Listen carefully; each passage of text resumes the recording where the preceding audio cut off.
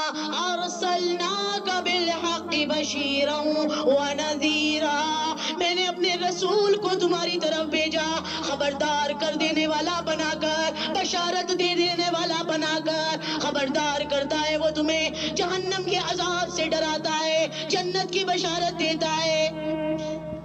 اِنَّا أَرْسَلْنَاكَ بِالْحَقِّ بَشِيرًا وَنَذِيرًا وَدَاعِيًا إِلَى اللَّهِ بِإِذْنِهِ وَسِرَاجًا مُنِيرًا، وہ اللہ کے دین کی دعوت دیتا ہے، وَدَاعِيًا إِلَى اللَّهِ بِإِذْنِهِ، اللہ کے حکم سے، سِرَاجًا مُنِيرًا، وہ چمکتا ہوا سورج کی طرح بن کر آیا، تمہارے پاس آیا، ایک تہذیب تمہیں دیا، ایک کلچر تمہیں دیا، ایک طریقہ بتایا، معاشرت کے اندر اسلام زندہ کرا، امن و امان کو پیدا کرا۔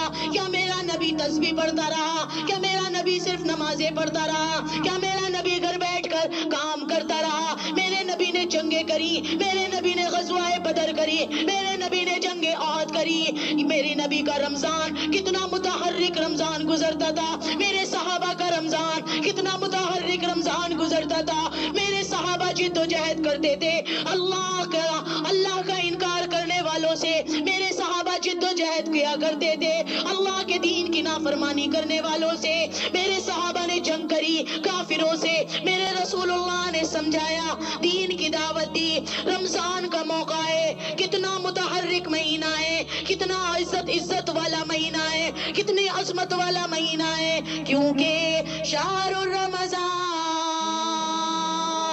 الذی انزل فی القرآن، یہ رمضان کا مہینہ ہے، اس میں قرآن اتارا گیا۔ قرآن آیا کیوں؟ فرمایا ھدی للناس، پوری دنیا کے لیے، ہدایت کے لیے، پوری ناس کی ہدایت کے لیے۔ جیسے پہلے ہر قوم کے لیے نبی آیا کرتے تھے، وہ کتابیں جو نبی پاک پر نازل ہوتی تھی وہ خاص قوم قبیلے کے لیے ہوا کرتی تھی۔ نوح علیہ السلام پر جو صحیفے اترے وہ نوح کی قوم کے لیے تھے، ابراہیم علیہ السلام پر جو صحیفے اترے وہ ابراہیم کی قوم کے لیے تھے، موسیٰ علیہ السلام پر جو تورات اتاری گئی وہ بنی اسرائیل کے لیے تھی، عیسیٰ علیہ السلام پر جو انجیل اتاری گئی وہ بنی اسرائیل کے لیے تھی، داؤد علیہ السلام پر زبور اتاری گئی وہ بنی اسرائیل کے لیے تھی، لیکن میرے اللہ نے اس قرآن کو اتارا ھدی للناس۔ عربی جاننے والی بہنیں جانتی ہوں گی الناس کس کو کہتے ہیں؟ تمام لوگوں کے لیے۔ آج ہمارے ہاں بہت معروف بات ہے کہ قرآن کو سمجھ کر نہ پڑھو، قرآن کو ترجمے سے نہ پڑھو، قرآن کو نہ سمجھو، گمراہ ہو جاؤ گے۔ اللہ کی قسم، قرآن گمراہ کر دے گا کیا؟ قرآن دل کے تاروں کو چھیڑ کر رکھ دیتا ہے، قرآن دل کو تاروں کو چھیڑ کر رکھ دیتا ہے۔ یہودی نصرانی قرآن کو سمجھ کر اقدام اٹھا رہا ہے کہ اسلام میں کیا چیز حرام ہے ہم نے اس کو رواج دینا ہے، وہ ہمارے قرآن کو پڑھ کر محنت کر رہا ہے۔ ہم مسلمان ہو کر قرآن سمجھنے کی کوشش نہیں کر رہے۔ قرآن پوری دنیا کے لیے ہدایت بن کر آیا۔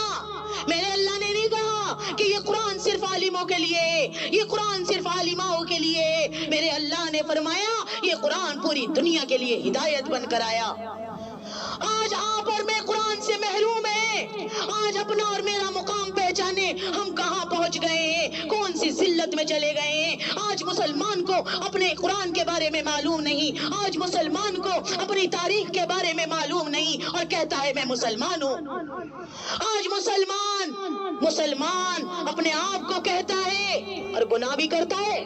آج مسلمان نماز بھی پڑھتا ہے، بے پردگی بھی کرتا ہے۔ آج مسلمان روزہ بھی رکھتا ہے، جھوٹ بھی بولتا ہے۔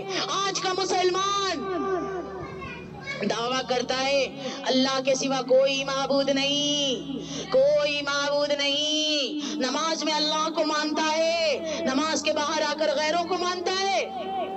آج کا مسلمان کیوں ڈرتا ہے حق بولنے سے؟ تمہاری میری ذمہ داری تھی کہ کنتم خیر امۃ اخرجت للناس تأمرون بالمعروف وتنہون عن المنکر، وتؤمنون باللہ کہ تم خیر والی امت تھی، تم لوگوں کے لیے بھیجی گئی تھی، تمہیں لوگوں کو دین کی دعوت دینا تھا، تمہیں لوگوں کو دارالایمان میں داخل کرنا تھا، تمہیں بھلائی کا حکم دینا تھا، تمہیں برائی سے روکنا تھا۔ آج یہ امت کیا کر رہی ہے؟ أين تذهبن یا اخوات، أين تذهبن یا اخوات، اے میری بہنوں کہاں جا رہی ہو، کہاں جا رہی ہو؟ اللہ کو مناؤ نا، سارے کام بن جائیں گے۔ آج اللہ ہی تو روٹھا ہوا ہے ہم سے، جو آج ظالم ہمارے اوپر حکمرانی کر رہے ہیں۔ میرا اللہ کیا کچھ نہیں کر سکتا؟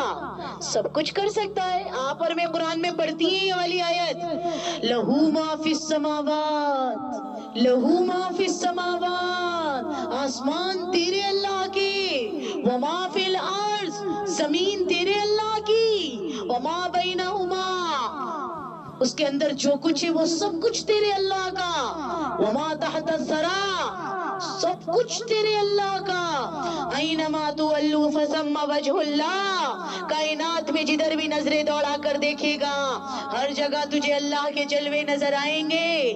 مشرق میں دیکھ تو اللہ کے جلوے، مغرب میں دیکھ تو اللہ کے جلوے، شمال میں دیکھ تو اللہ کے جلوے، جنوب میں دیکھ تو اللہ کے جلوے، آسمانوں میں غور کر، بلندیوں میں، وسعتوں میں، زمین میں غور کر، اللہ کی نشانیاں، آسمانوں میں غور کر، اللہ کی نشانیاں۔ میرا اللہ فرماتا ہے سنریہم آیاتنا، میں دکھاؤں گا تمہیں اپنی نشانیاں، فی الآفاق، کائنات میں، وفی انفسہم، تیرے اندر دکھاؤں گا، تیرے اندر اپنی نشانیاں دکھاؤں گا۔ انسان سوچ کر تو دیکھے میرے اللہ نے مجھے کس چیز سے بنایا، اس چیز کا ہم نام لینا بھی پسند نہیں کرتے، اس چیز کو ہم دیکھنا بھی پسند نہیں کرتے، کراہیت کرتے ہیں، نفرت کرتے ہیں اس چیز سے۔ ایسے حقیر پانی سے اللہ نے انسان کو بنایا۔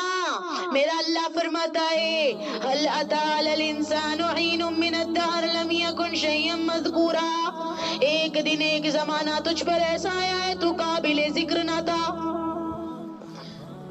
لیکن آج تو قابل ذکر ہوا ہے۔ کس کی عطا ہے؟ اللہ تعالیٰ کی۔ کس نے انعام کیا ہے؟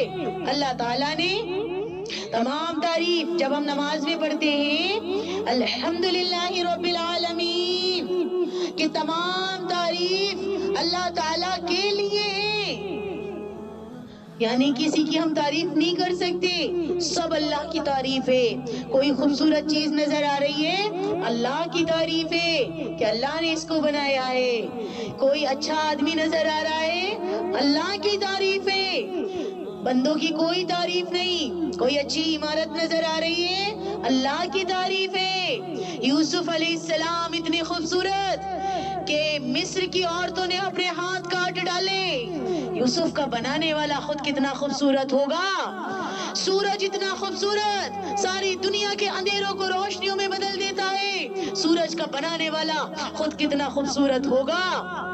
تبھی تو میرا اللہ قسم کھاتا ہے قرآن میں، میرے بندے میری آیات پر غور کر، میری نشانیوں کو دیکھ، ان فی خلق السماوات والارض، میری تخلیق کو دیکھ، آسمانوں کی، زمین کی، ان فی خلق السماوات والارض۔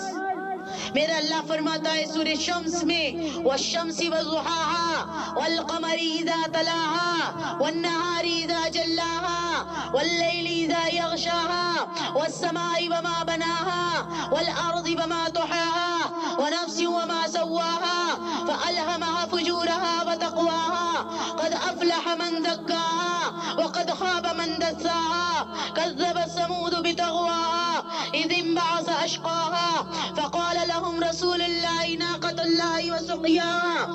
یہ آیتیں بول بول کر بتا رہی ہیں، میرا اللہ کہہ رہا ہے مجھے قسم ہے سورج کی اور سورج کے بنانے والے کی، والشمس وضحاها والقمر اذا تلاها، مجھے قسم ہے چاند کی اور چاند کے بنانے والے کی، والقمر اذا تلاها والنهار اذا جلاها، مجھے قسم قسم ہے دن کی اور دن کو بنانے والے کی، واللیل اذا یغشاہا، مجھے قسم ہے رات کی اور رات کے بنانے والے کی، والسماء وما بناہا، مجھے قسم ہے آسمان کی اور آسمان کے بنانے والے کی، والارض وما طحاہا، مجھے قسم ہے زمین کی اور اس کے بچھانے والے کی۔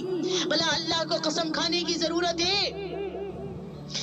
جب ایک قابل اعتماد بندہ، جب ایک اعتماد والا شخص کوئی بات بتاتا ہے تو یقین آ جاتا ہے کہ بھئی یہ حضرت جی بہت سچے ہیں، یہ عالمہ صاحبہ بہت سچی ہیں، یہ جھوٹ نہیں بول سکتی، یا محلے کا گاؤں کا مخیا بڑا سچا ہے، یہ جھوٹ نہیں بول سکتا، یہ صحیح کہہ رہا ہے، بات کا یقین آ جاتا ہے۔